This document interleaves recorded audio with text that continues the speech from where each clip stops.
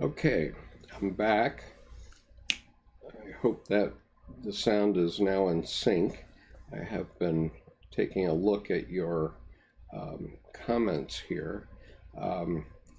And First Earl of Hardwick says, if there isn't a Jesus Christ, how can there be evil in the world? That would be Dr. Jung's question too. But I think that Dr. Jung would say that it's God that's the summum bonum according to the Christian church, and that's the counterpart of evil in the opposites.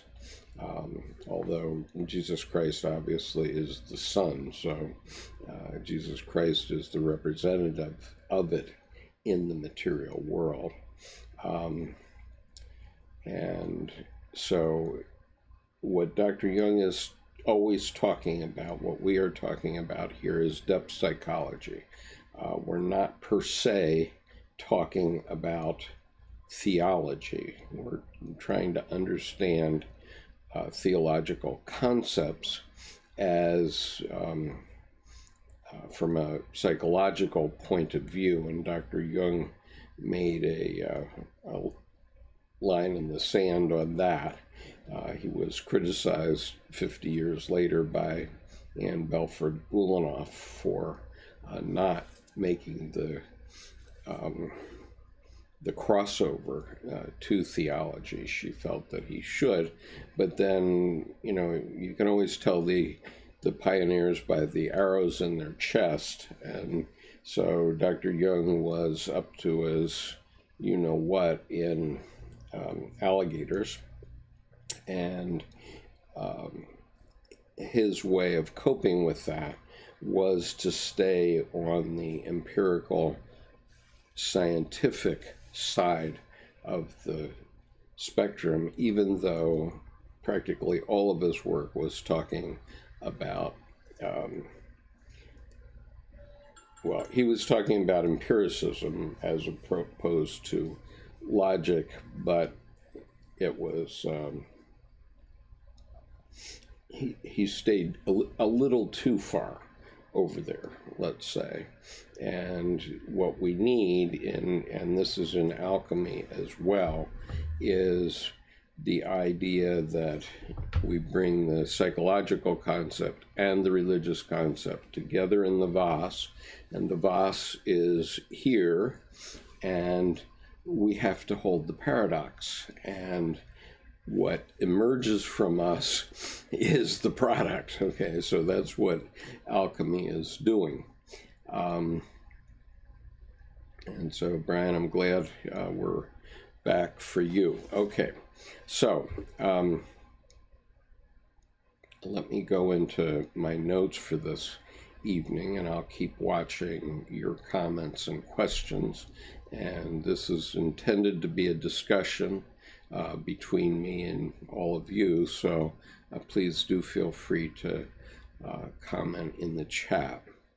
Okay, so paragraph 6, I'm going to skip ahead, and I did do some commentary when I did the readings of these paragraphs, so I ask you to go back and listen to the reading of the actual book.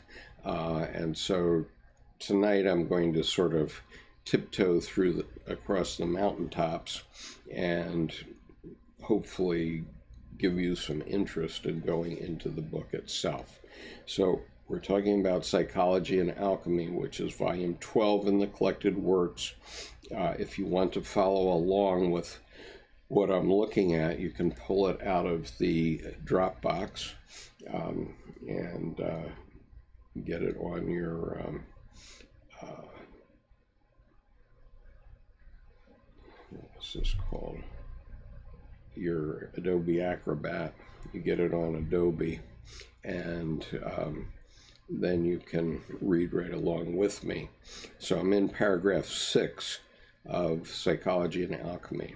And so Dr. Jung is pointing out that the objective from a psychological point of view is to find the whole man. And so from an analytic point of view, he was talking about some of the issues about analysis as a profession in the first 5 paragraphs, but here he's getting down to the nitty-gritty. And so the point he's talking about is that the doctor and the analysand are trying to get to a point where the conscious and the unconscious is connected up.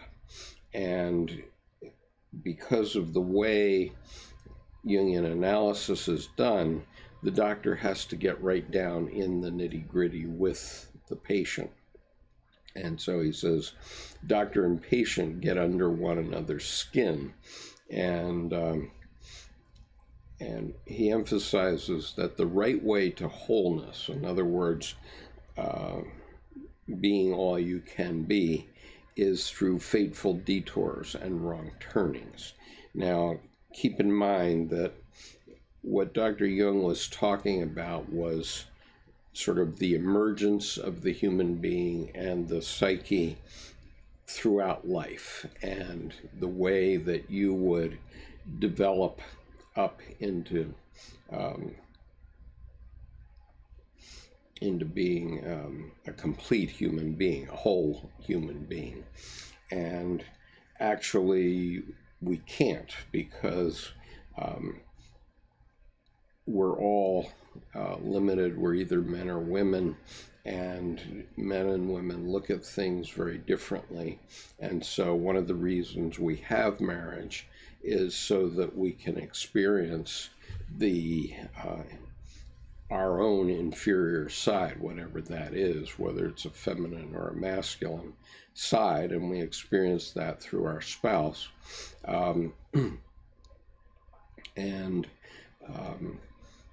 You know, there can be mistakes. I mean, you can make mistakes in a marriage and end up starting over again. And so these are fateful detours and wrong turnings. And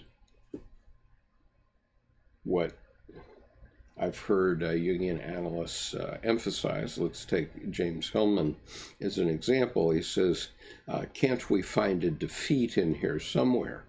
Okay, and it sounded like a joke when he said it in a conference that he was in, which was recorded. But the reality is that an analyst wants you to have a defeat before they start talking to you, because they want you to be reborn into something else. And so this is the famous Job archetype I keep talking about, which is contest, any contest. It might be the contest of marrying someone, for example, but it can be any kind of contest. It can be The Voice on television. And then a defeat, and then after you're defeated, you're going to lament about that defeat for a period of time, but then you're going to be reborn into the new thing. And how you get reborn happens because yourself, the God image, which is the deepest archetype in your unconscious, presents something new to you that you can then try. And so the result is that the more that you've gone through this cycle, the happier ultimately you're going to be, because you're going to have a strong ego. It builds a strong ego when you go through those painful situations, and it allows your unconscious to try to make you as full a person as it can make you. So if you think of the evolution of a fetus, every part of your body knows how to become itself. Okay, your heart knows how to become a heart, and how to replenish the cells in the heart throughout your life. The same with your lungs and all other organs and all other parts of your body. And so in the same sense, your psyche is doing that as well. And so when Dr. Jung talks about wholeness, what he's talking about is your psyche approximating the best person that you can be. And I don't mean by that a good person. I mean a person who has experienced it all, knows, learned from mistakes, and so on. As I've said a couple of times, when I interview someone for a job, I typically ask them the question, what's the biggest mistake you ever made? And it's an important question, because if they've made a big whopper, then pretty sure they've learned from it and they're not going to make that mistake again. If they're trying to hide that big mistake by saying, oh, well, I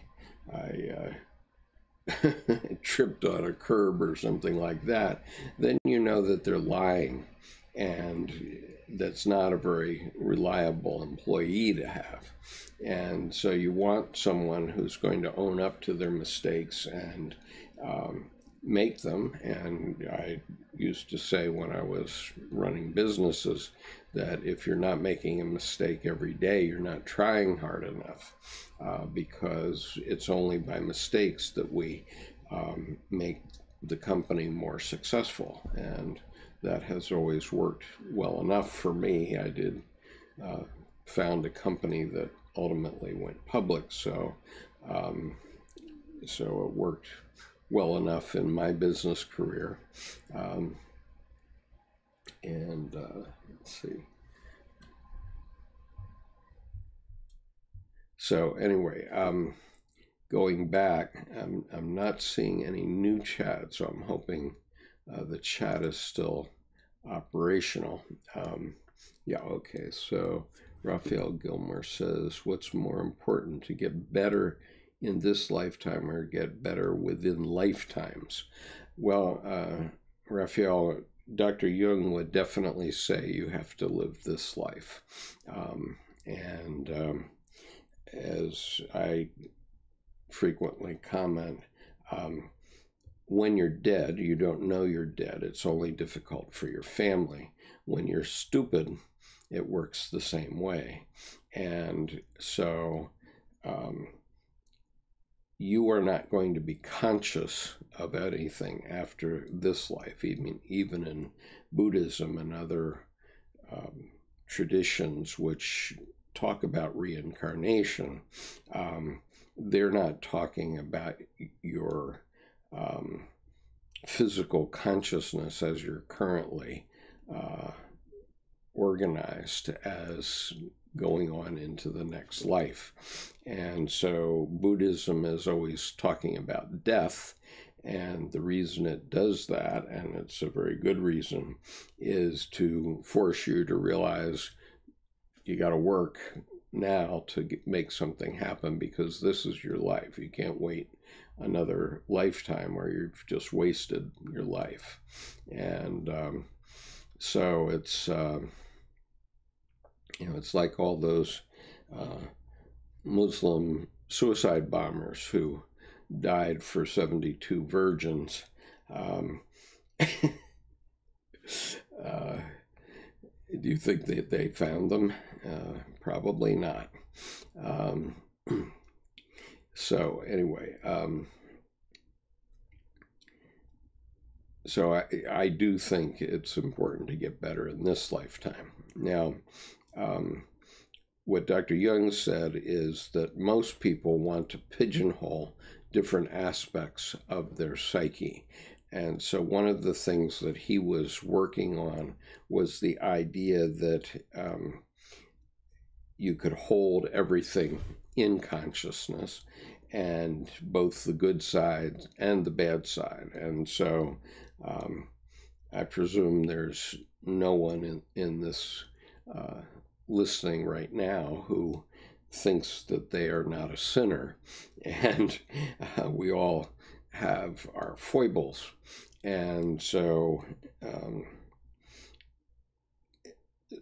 so knowing that, we have to be able to hold in our mind that we are sinners, but that, we're doing things that are constructive for society as well. Okay, so in paragraph 7, Dr. Jung says that religion excels all rationalistic systems. So what he's saying is that religion relates to the inner and the outer man in equal degree. And so unlike other means, you can learn how to do something that you would do in the physical world, let's say, whatever it is that you learn. But with religion, they've developed rituals over millennia now, and those rituals actually do affect you at the unconscious level, whether you're conscious of it or not. And so what I remember noting, I don't go to church often anymore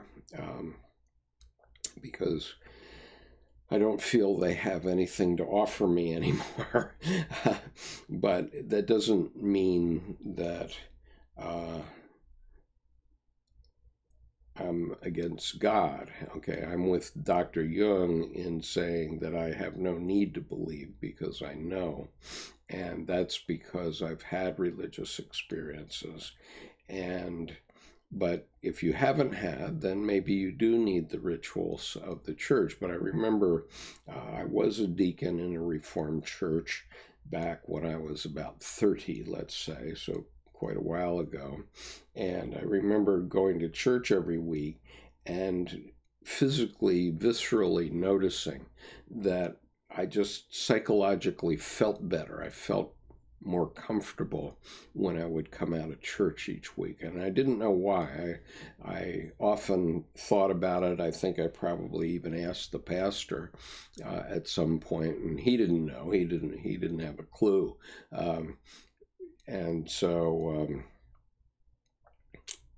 But the reason is because you are feeding the unconscious psyche when you're going through the rituals of church, even in a normal Sunday service. But then Dr. Jung starts to rail in paragraph 7 about human incompetence. And he said that what happened in Christianity was that it focused on superficialities and misunderstandings. And so he says in the context of this idea of imitatio Christi, the imitation of Christ, it should develop and exalt the inner man, but it does not. And instead, the Christian church created this divine mediator that stands outside of us as an image. And so you probably can remember, if you're a Christian, you probably can remember the stories of Moses and the graven images. Obviously, that comes up in Exodus, I believe, around the time of the Ten Commandments. And so it appears in all Abrahamic religions, not only Christianity, but also in Judaism first, and also in Islam. And so Moses was against graven images. So he went up on the mountain and came down with the Ten Commandments, but when he came back down, he found that the people had gotten tired of waiting for him, so they created this golden cow or something that was a graven image, and so he busted it up. And the point is that if you're projecting something out, so you're thinking of Christ outside of yourself instead of as a part of yourself, then the unconscious is untouched. So Dr. Jung says that the inner man is still fragmentary and untouched in the deepest part of himself. And he says that Christ can be imitated even to stigmatization, which he means flagellation, where these guys tear at their flesh with whips and that sort of thing. And you're doing that, and yet you don't touch the inner man when you do that. And so you have to have a way to imitate Christ in terms of what he was doing, which was he was living his self. In other words, I was talking earlier about our self as the deepest archetype in the unconscious, and this is what Christ was doing. God told him, or his God image told him, that he was the Son of God. And so he literally went out and lived that to the best of his ability all the way through to crucifixion. And so he was the true God-man in the sense that while on the cross, he broke character just one time to say, my God, why have you forsaken me? And so that was a supremely human animal thing to do, but otherwise he was entirely living his self's demand that he was the Son of God. And so in imitatio Christi, it doesn't mean that you're going to go out and get yourself nailed to a cross. It means that you have to pay attention to what your inner self, your God image, is telling you should be doing at any given time.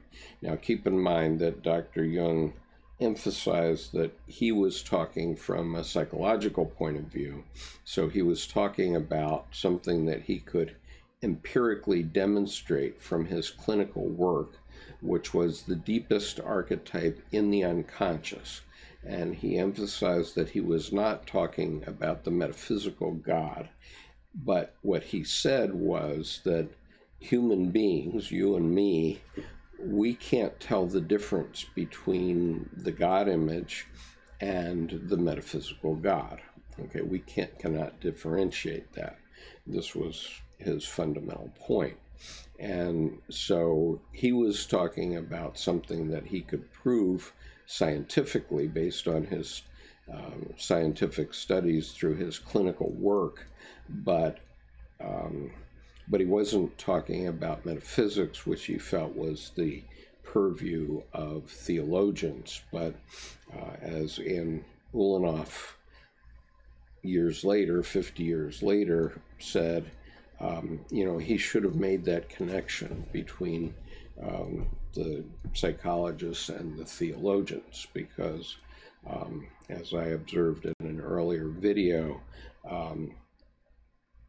it's the devil's trick to do that. It's like if someone in your family comes home and they come out as gay, if you go around and argue with your family members about whether being gay is okay or not, that's the devil's trick, because you're arguing, you're doing the wrong thing. You have to put first things first, and the first thing is your family relationship first. So, for example, I have one of my daughters and son-in-laws are the opposite of me on the political spectrum, to the point where my son-in-law had an extremely responsible position in an earlier administration. I'm not going to say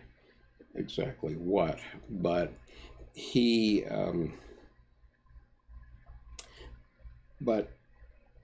had an argument one time about abortion for about an hour, and it was ugly. And I finally took the position, and it was my instinct to take this position, but now it's being reconfirmed by Jungian psychology, and by Dr. Ulanoff, which is you can't talk about those things. You have to put first things first. You have to put your family first.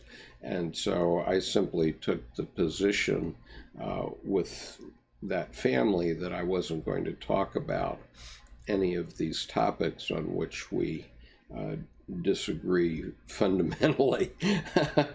And instead I was going to focus on being the grandfather of their children and in loving them as my daughter and son-in-law. And I wasn't going to turn all of our get-togethers into a political rankle. And so that's the devil's trick if you do. And that's what Dr. Ulanoff felt that Dr. Jung did. But, you know, if you look back in the fullness of time to what Dr. Jung was facing in his lifetime, and the fact that 7 of his uncles were Swiss Reformed pastors, and his father was a Swiss Reformed pastor, you can sort of understand why he was reluctant to take on the theologians. And so, let's see, what else are we talking about here on the chat?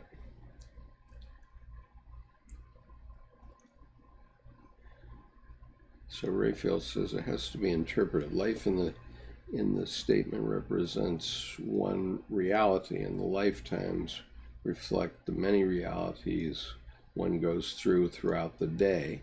All right, fair enough. And Tor says, it could be that the suicide bomber's life is so bad that the illusion of the 72 virgins feels like the best option. Well, I think that that's right, because as many of you know, I've spent quite a bit of time in Saudi Arabia. Since 2002, I've been there 23 times, believe it or not.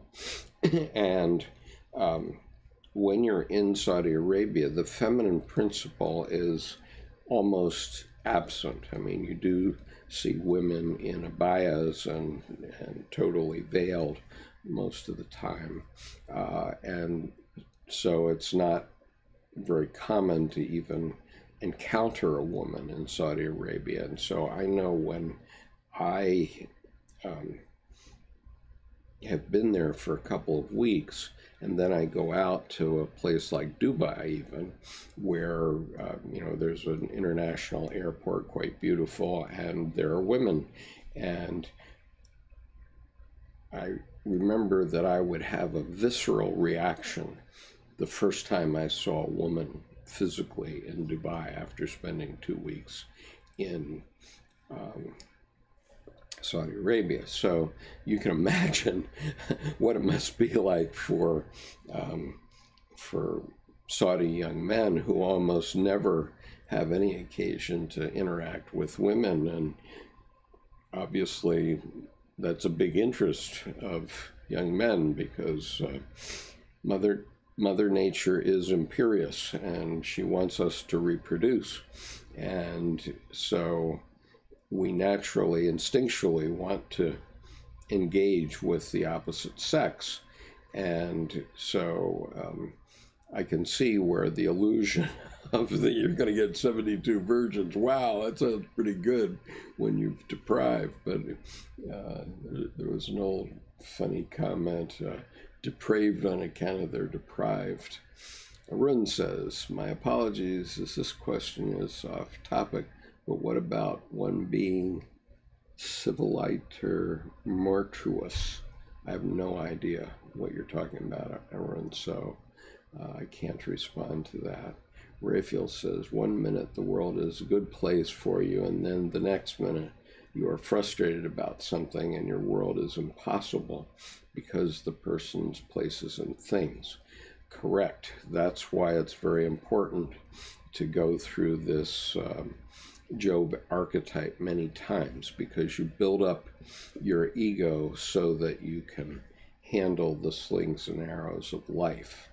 And because they do come up, no matter who you are, no matter, you know, whether you're a billionaire or not. I mean, obviously, Jeff Bezos is currently finding out how painful it is to break up with one's wife when you're a billionaire. So, Gernot, thank you for that comment. Raphael, if it could be a distraction in your frame of reference to keep you from truly ascending within self, consider Albert Einstein's theory of general relativity.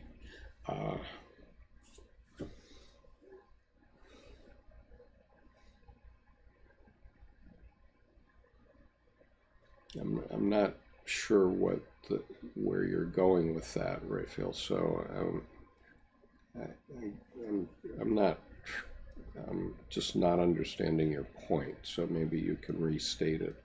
Andy, why would God set up the universe to force humanity into ascendance? Why not create us as perfect, well-adjusted beings? Entertainment, perhaps. Well, Andy,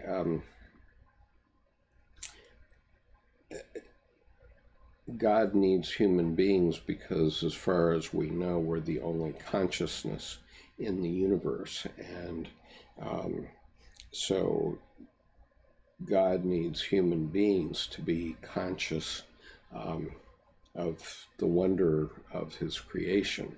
And so I would urge you to go listen to the 7 Sermons of the Dead, the ones that I've already read, and I'll be reading 5 more in the next 5 days, but especially 1, 2, and 3, which relate to the creation. I think that you'll start to see from a very interesting point of view where all this came from. And Grenade says God gets bored easily, Andy, and you know, I think that, you know, that sums it up. It would be very boring if humans were just a bunch of little creatures with, you know, with second-class citizenship type of thing. Andy says God picked on Job for no reason, as far as I can see. Well, God, as Job figured out, and I urge you to go listen to, there's 2 videos that are on the front page of this channel called Edward Edinger's Portable Analytic Hour. And the 2 videos are in total about an hour and 15 minutes. And in that video, those 2 videos, I'm actually reading a book called Encounters with the Self, I think. Let me, hold on a second.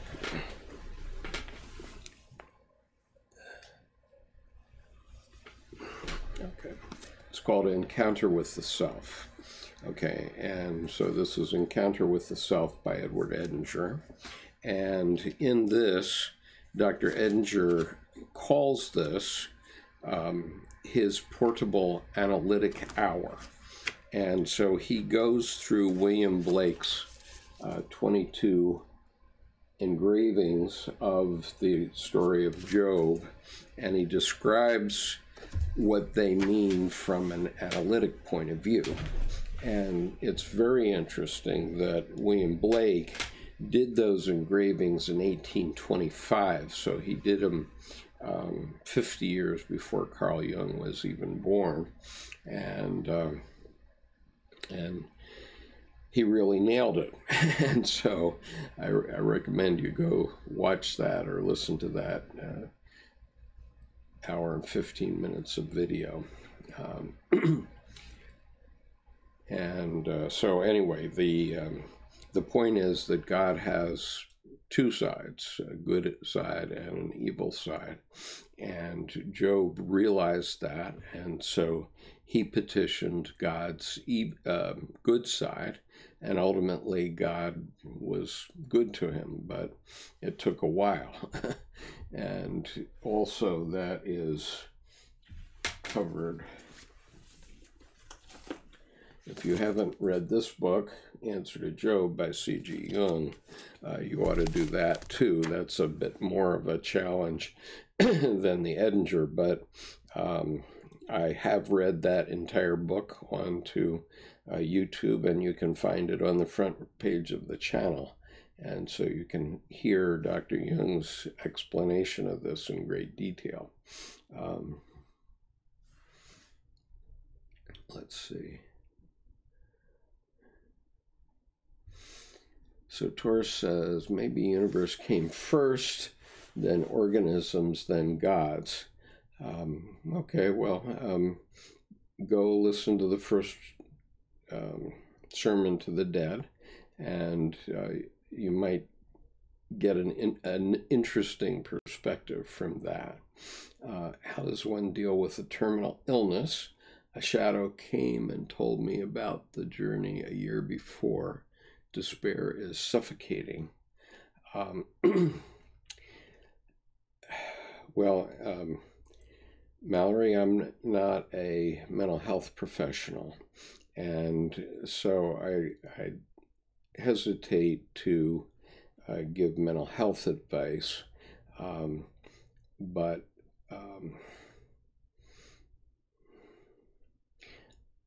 you know, there are many places that you can go for help on that sort of thing, and I would urge you to do that. And if you have no other place to go, I would go find a Buddhist Sangha somewhere, because Buddhism is not a religion per se, it's a philosophy of life. Now, I say that because in Buddhism there's no heaven, there's no hell, there's no God, there's no saints, there's no sinners, there are no apostles, and basically it's a lot of good advice, and it is very heavily weighted toward dealing with end-of-life issues. My wife happens to be a trained Buddhist teacher, and she just spent an entire weekend going through some of the rituals that Buddhists use at the end of life, and she was gone for 4 days doing that. So there are many people around, so I wish I could help more than that, but I just am not trained, and I wouldn't presume. Grenade says, God needs to manifest itself from itself. Well, God, once you have a religious experience of the right kind, then you know, and then it is a manifestation. It's very hard to catch it, but as many of you know, and certainly Grenade knows, that I have been able to catch a couple on video and one on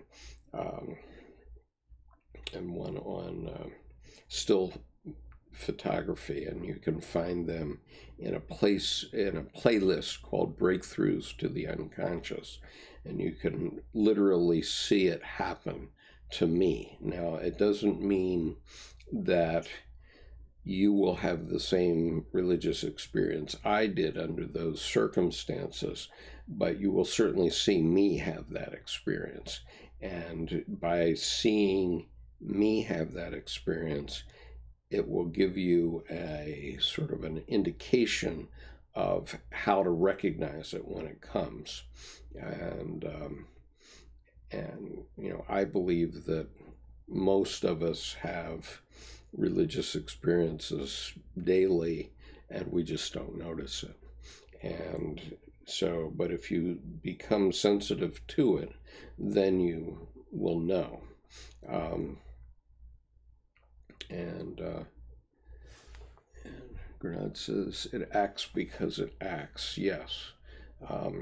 And so one of those experiences, which if you look at the Answer to Job playlist, you'll see one video that has as its thumbnail a flyover by the U.S. Navy's Blue Angels.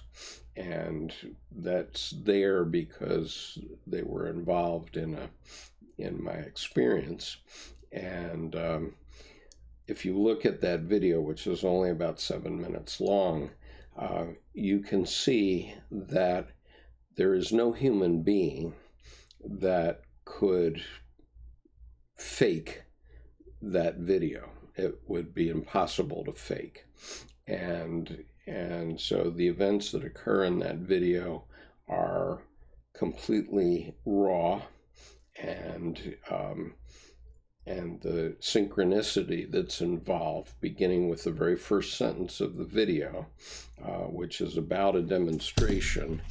And I was reading Answer to Job, and so the very first sentence in that video is, something empirically demonstrable comes to our aid from the depths of our unconscious nature.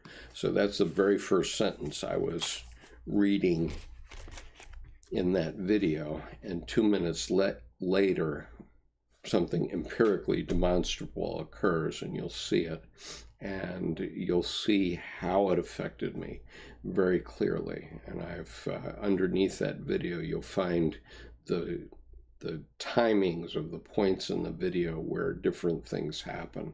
I urge you to take a look at that. Buzz says, I woke in the middle of the night. Nice to see you all. Oh, thank you, Buzz. Welcome. And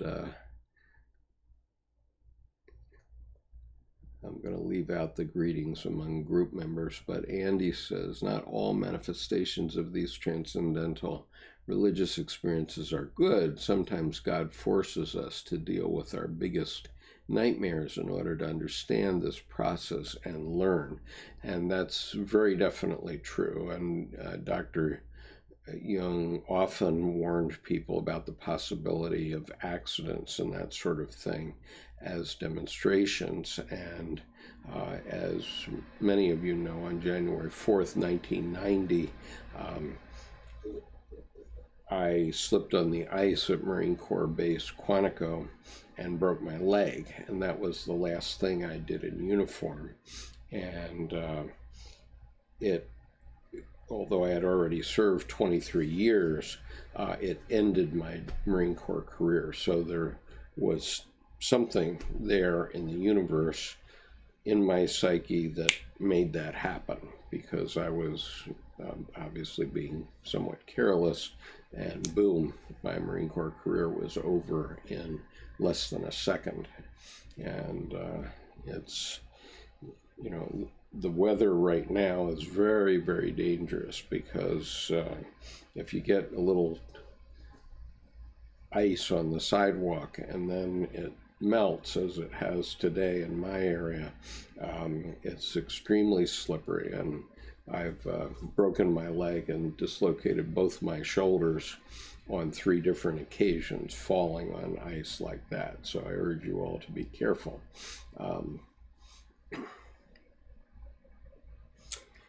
Andy says, usually it's something that's the exact opposite of what you believe. Yes, I would say that's probably true.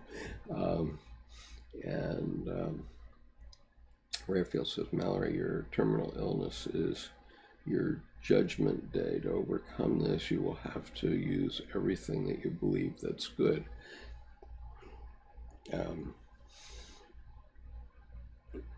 I have no reason to dispute that point, but I'm going to avoid comment on it. Grenade says, definitely can drive one to the brink of madness, psychosis, and delusion if they are not aware of the situation. The Tibetan Book of the Dead helped me in that time.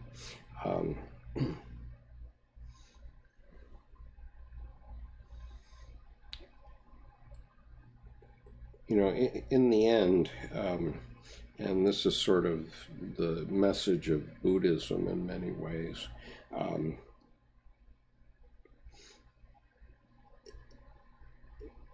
In the end, the focus on we're all dying. We're going to all die, and if you think about that every day, then it will guide you to do the things that you need to do while you still breathe. And medieval monks used to greet one another first thing in the morning with the Latin phrase memento mori, which means remember death. And it's a good idea for all of us to first of all think of that, and then think about going out and doing your very best every day in terms of what needs to be done in your life, and whether you've got a week to do it or 50 years to do it, it makes a difference. And so, all right, so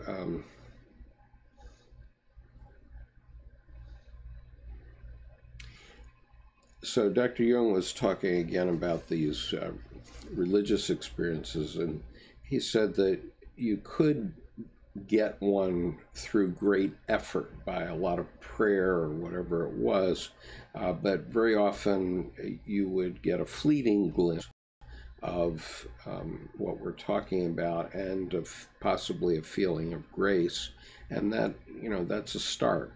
But once you've had one of these religious experiences, and there are a couple lectures by Edward Edinger on YouTube, and I've transcribed them on the Archetype in Action website.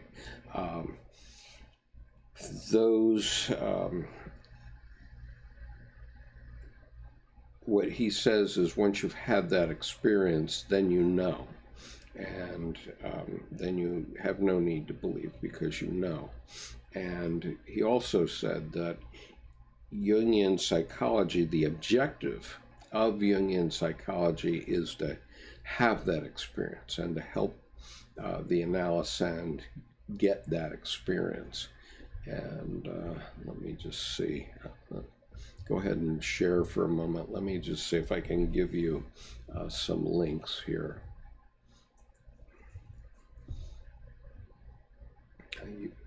I used to keep them right on the screen, but I fell out of that habit. But Edinger was a brilliant,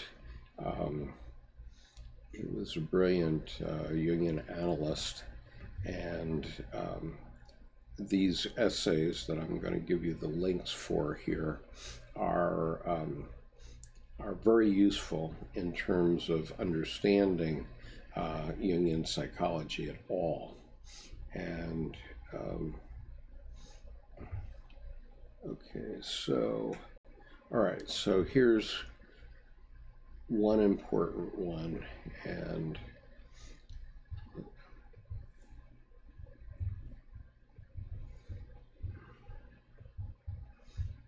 okay, so here's one. You can read that essay, and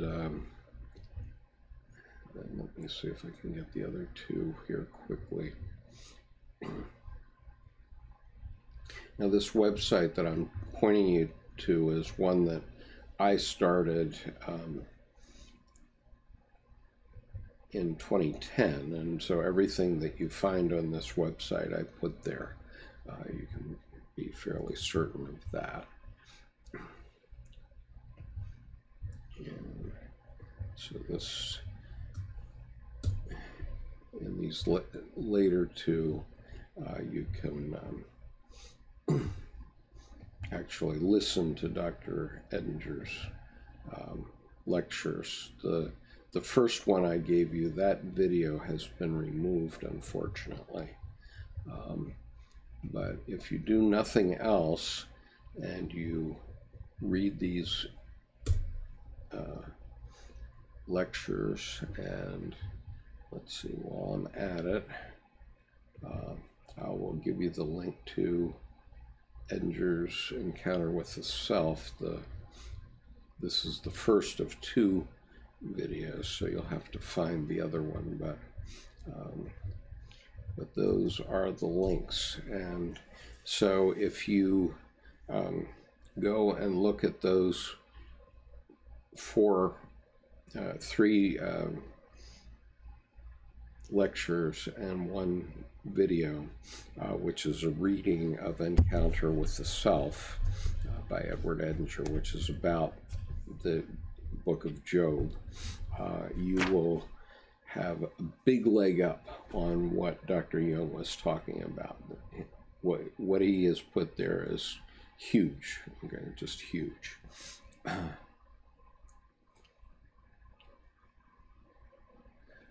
And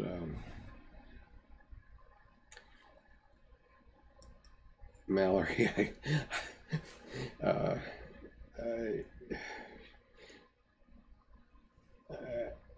I couldn't say that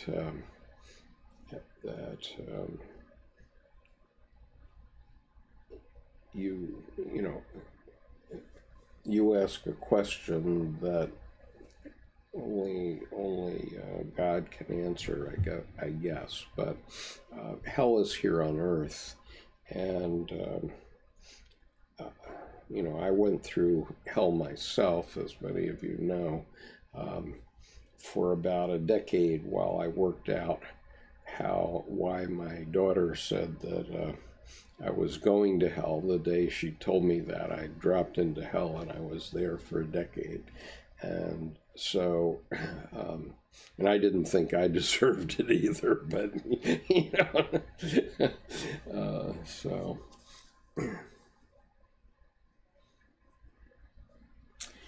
And Andy says, God isn't the universal moral barometer. We are, maybe. Well, because we bring consciousness to God, and that's why it's worthwhile to go listen to these 7 Sermons of the Dead, too. The first 2 of them are on the channel right now.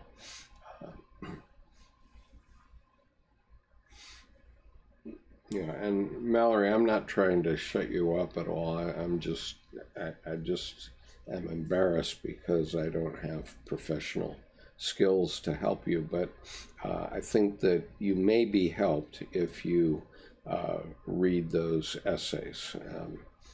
That's just a guess. I know I have been, on many occasions, been helped by just reading Dr. Jung's work in general, but certainly these did help.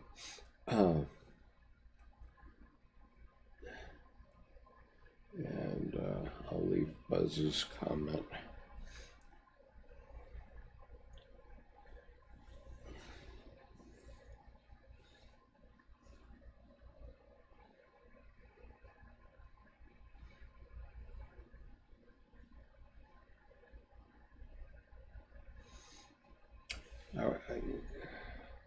I think Raphael's comment is a good one. He's offering to help Mallory by saying, be mindful that these places are dimensional within yourself. Reason does not work here. That knowing is the only thing that will save you, that thing that has always got you through. And that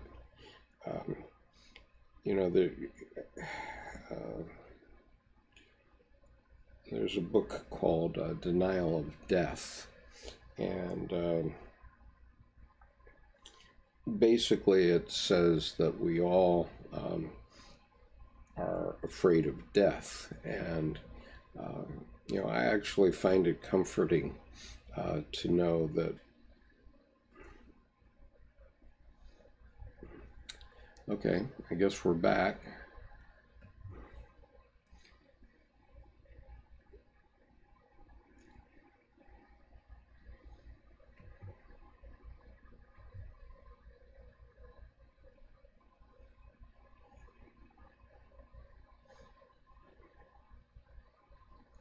Hmm.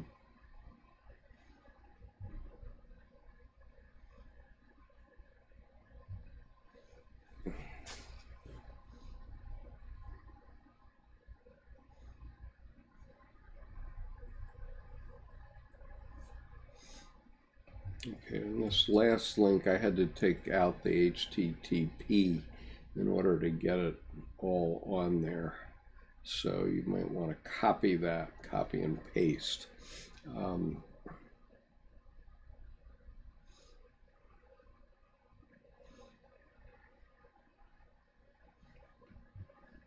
Jonathan says, Memento Mori, be mindful of death, sounds morbid, but meditating upon one's death can really bring much needed energy and motivation into your life. I definitely agree with that.